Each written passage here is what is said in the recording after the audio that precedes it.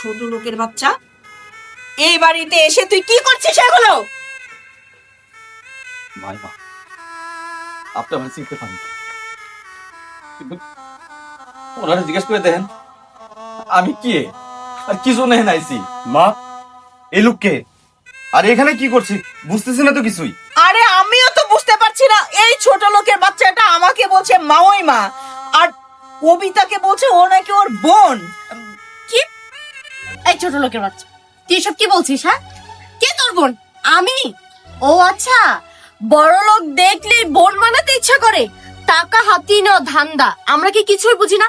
আম্মা, আপনি কিছু বুঝতে পারছেন না যে টাকা হাতিয়ে নেওয়ার জন্য এই পরিকল্পনা করেছে? কবিতা, এই লোকটাকে কি তুমি সত্যি চেনো? আরে কি বললাম তোমাকে এতক্ষণ? আমি সত্যি বলছি, এই লোকটাকে আমি চিনি না, আর আমি নাকি ওর বোন? আচ্ছা, ওকে দেখো আর আমাকে দেখো, ওর চেহারার সাথে তো আমার কোনো মিল নেই। আমার চেহারার লগে আপনার কোনো মিল নেই। যদি মিলই থাকতো তাহলে আত্মার একটু টানালো থাকতো।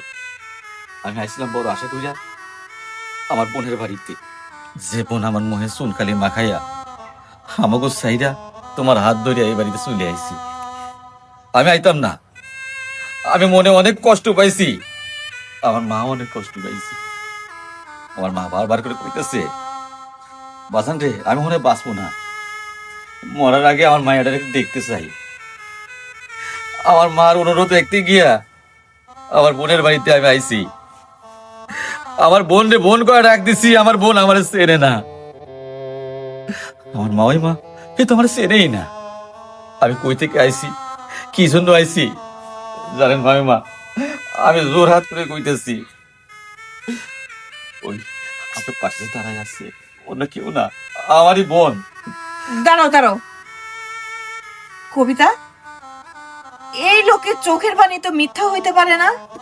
আর তাছাড়া কিরে, তুই যতদিন ধরে বিয়ে করেছিস ও কিন্তু একটা বারের জন্য ওর বাবার বাড়িতে আমাদেরকে নেয় নাই। তাছাড়া ওর বাবা মা ভাই বোন কারোর সাথে আমাদেরকে কখনোই কথা বলায় নাই। তুই কখনো কথা বলেছিস? মা, তুমি কিসের মধ্যে কি টানছো? দেখো ভাই, শুনুন, এই দুনিয়াতে অনেক মানুষ আছে হুবহু অন্য মানুষের চেহারার মতো। আপনার মনে হয় কোথাও ভুল হচ্ছে। ও আমার স্ত্রী, আর ওর বাবা বিদেশে থাকে, বিজনেস করে, ওর পুরো ফ্যামিলি বিদেশে থাকে। তোমরা ভুল বুঝতেছো বন্ধু, তোর হাত ধরে কই, মা তোরে দেখতে চাইছি, তুই আমার লগে চল, আমার লগে চল। আরে কি করছিস তুই এসব? হ্যাঁ, ছোট লোকের বাচ্চা, মানে যা যা, এখান থেকে বের হয়ে যা। মানে ইচ্ছে করছে যে ওকে জুতা খুলে পিটাই। কি করো দেখো না, আমার হাত। আমার ছোটগুলো পিঠে পেয়ে ছোটগুলো তো 2 দিন আগে না, 206 মাস আগে না, 2 বছর আগে পিটাইছস। গ্রামে কারোর সামনে আমি মুখ দেখাইতে পারি না, শেষ পর্যন্ত শ্বশুর বাড়িতে আইলাম তোরে নিতে। আমার মা মৃত্যু সজ্জায় মরার মুহূর্তে তোর মুখটা দেখতে চাইছি।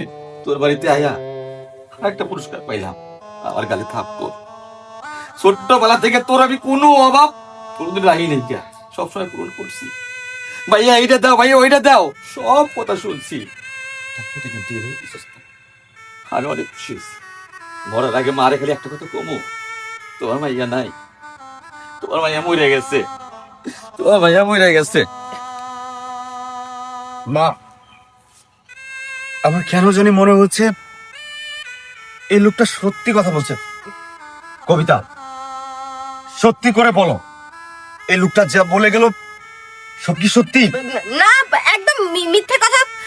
আমি ওই লোকটাকে চিনি না। দেখো, ওনার সাথে আমার কোনো সম্পর্কই নেই। বোমা, একটা জিনিস ভুলে যাও না, যে একটা সৎ মানুষের চোখের পানি কখনোই মিথ্যা কথা বলে না। ঠিক আছে, আমি ধরলাম এই লোকটাকে তুমি চেনো না।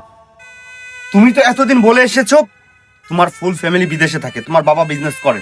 ঠিক আছে, তুমি একটা কাজ করো, তোমার বাবার সাথে আমাকে কথা বলিয়ে দাও। ঠিক আছে, রাত্রে না কালকে।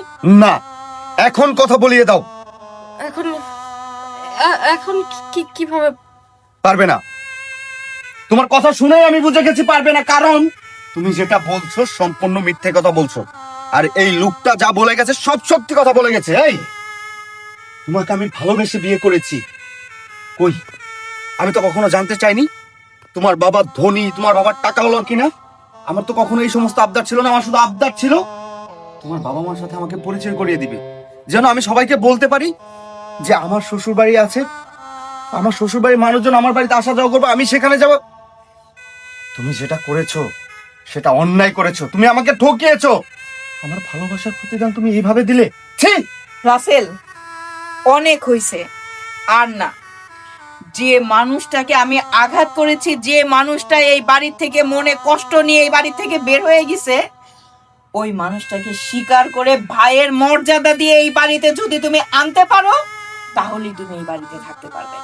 তাছাড়া একটা মুহূর্তের জন্য তুমি এই বাড়িতে থাকতে পারবে না। বের হয়ে যাও, মানে কোনো কথা নাই, বের হয়ে যাও। রাসেল আমাকে বলে কোনো লাভ নেই। আমার মা যেটা বলেছে সেটাই। উনি তোমার ভাই, সেটা আমি অনেক ভালো করে বুঝতে পেরেছি। তোমার ভাইকে তুমি সম্মান করতে পারো না, তাহলে আমাকে কি সম্মান করবে, আমার মাকে কি সম্মান করবে? আরে তুমি তো মানুষই না, তুমি একটা অমানুষ। যে ভাই তোমাকে বাবার আদর দিয়ে, ভালোবাসা দিয়ে, স্নেহ দিয়ে মানুষ করেছে, সেই ভাইয়ের গায়ে হাত তুলেছো।